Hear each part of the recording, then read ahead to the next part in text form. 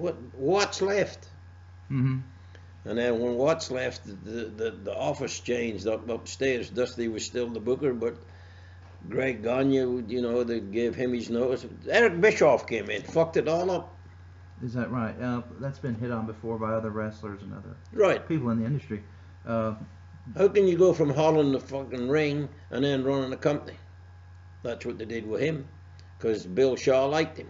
He had a suit. And he wore a suit to work. If you wore a suit, they liked you over there. Well, that brings me to my next question. What, in your opinion, what was the downfall of WCW?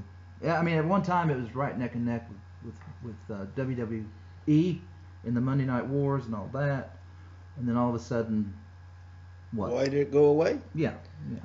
Eric Bischoff fired me, Mike Graham, and Greg Gagne. That's why it went away. And it went away. No, it was just, I don't know. Was it overspending?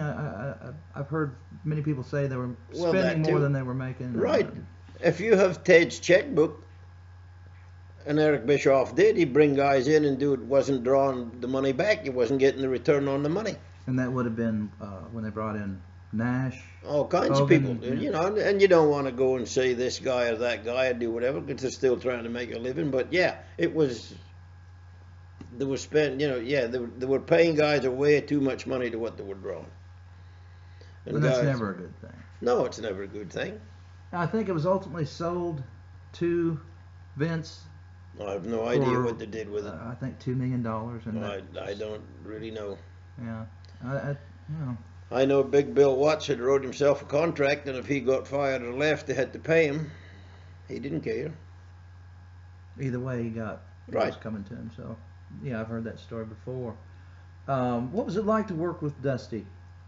I liked him. I mean, Dusty liked Dusty too. So as long as you know that part, maybe because we're personalities about the same, but he looked after Dusty, and but I like Dusty Rhodes. He was funny to be around, and he, Ricky Morton said in an interview that Dusty was mainly for Dusty. He put himself over primarily above everybody else. Don't we all do that? True.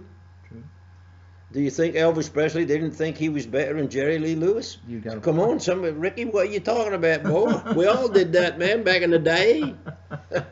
So no, and I love Ricky Morton to death. Well, that was let me throw those. I was going to throw some names at you, all of which I'm sure you're very familiar with, and that was one of them. What about Ricky Morton? Oh, I mean, I like Ricky Morton. I like his dad, Paul. I mean, and I like Ricky Morton. He's a hell of a worker and very good at what he does, and he loves the wrestling business, and that's what it takes. In the good old days, everybody would go in it mainly per se because they liked it. There wasn't the big dollars that Turner ended up paying and Vince ended up paying. Anybody can be a wrestler today, and if you're making $200,000 or $300,000, it's easy. Try going down the road when you're just for the love of the business. That's how we all started. Well, so you would say that has changed. That's a thing of the past. It's not a love for the business, but what it can offer.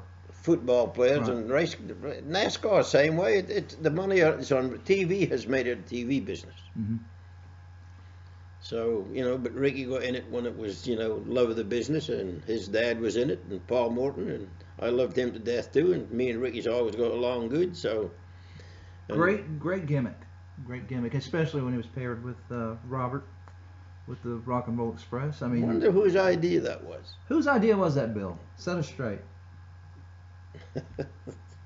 Please. Technically, Jerry Jarrett and Jerry Lawler. Because that's what I've always heard. It was.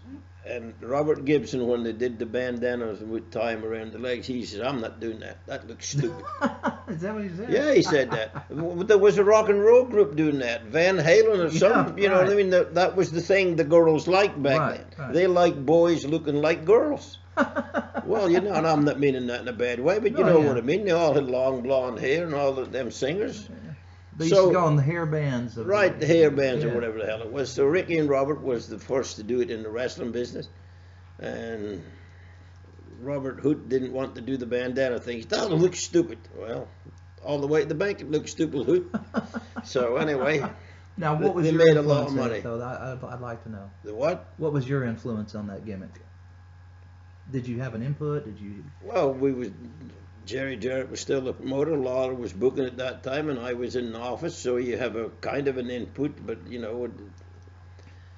Lawler had in his head what he wanted, and he wanted a rock and roll type look band wrestling. That they were the first to walk around the ring and shake hands and kiss the girls on the way to This the ring. is before the Fabulous one. Yeah, right? before about a year. yeah. Ago.